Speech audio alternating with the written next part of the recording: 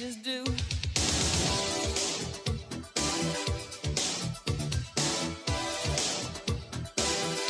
Just a very sweet, somewhat shy. I hesitate to say innocent because she had an old soul. She was wise in a way, but then she was still this 23-year-old girl who would, grab your arm in a scary movie and, curl up right next to you. I never saw a dark moment with her. She just laughed. She had this great laugh, and she would kind of squint her eyes.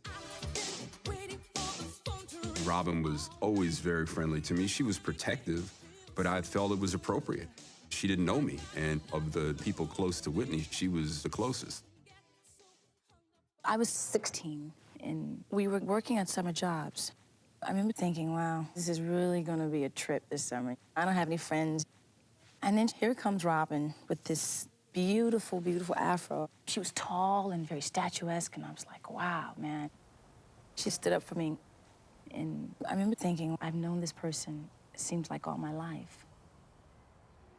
At 18, she left her parents' home, and Whitney and Robyn moved in together. Tell me about Robyn Crawford. I don't know. What do you want to know about Robyn Crawford? Who was she?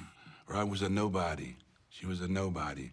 She was an opportunist. She was a wannabe. She was a nobody, really. She happened to involve herself with Nippy, for whatever reasons, I've never seen him do anything, but I knew that she was something that I didn't want my sister to be involved with. And it was evil, it was wicked. Happy birthday, dear Robyn. Happy birthday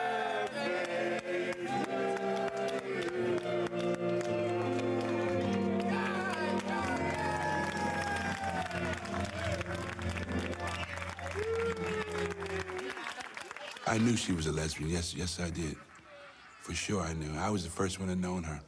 I knew what she was, and I tried to tell my sister to leave her alone. Whitney and her relationships. Okay, so as far as Whitney and Robyn, the relationship was her safety net. Hi, Robbie. That was a whole separate world from who she needed to be in the public for her parents, her family. The other relationships outside of that, be it Eddie Murphy or Randall Cunningham or Brad Johnson, she had those because those were expected of her, and she liked men too.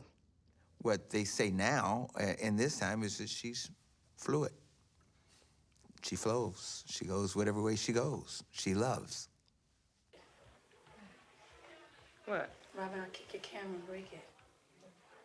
Robyn! I wouldn't do that. Robyn! Come in. When I first started working with Whitney, the press loved her. She was the Black Princess. That also included, oh, and look how great her family life is, and look how wonderful her parents are and her siblings. I mean, for years, people didn't even know that John and Sissy were divorced. They showed up at events together, play acting the perfect family. But then stories started to appear about Whitney and Robyn. Not too long ago, I was in Detroit. I did a radio show. For over an hour, about 30 calls came in. They really just wanted to know, well, what is the story of Whitney? Is she gay or is she not? Whitney is not gay. That is a story on that. The only gayness I feel is when I'm happy, honey. That's it. That's all that really matters. That's all that matters, yes. No one in this organization wanted anything to disrupt this bullet train that was Whitney Houston. John ain't like it. He painted this picture for her to be this pristine teenage girl, no faults. That was the image he tried to create. And the way he looked at it, that was a black guy. Some of the family might have been homophobic, but really it was about control. Robyn was the only one that could get Whitney out of bed. She was the only one that Whitney would listen to. And anyone who had influence was a threat. Did John ever try and get rid of Robyn? He talked about it. What would he say? He said if he could, he would break them up any way he can. He wanted somebody to scare her. We refrain from that because you never know what the outcome is going to be. You know, when you send people like that, you know, to do something, you just never know what's going to happen. What did you make of John? He could be very charming, but he was an opportunist. And so he didn't hesitate to get my dad out of there. He wanted to be running the show. He didn't like the idea of anyone else being in charge. No, he was head, you know, he was Captain Houston. Shit, are you kidding me? He loved being a boss. You had to kiss the ring. And I mean that literally. He had a big-ass gold ring. You're saying literally he would ask people to kiss his ring? Yeah, exactly. I'll never forget it. And they did. Nobody said, kiss my ass. I was young, but you still have to question, you know, when someone says to you,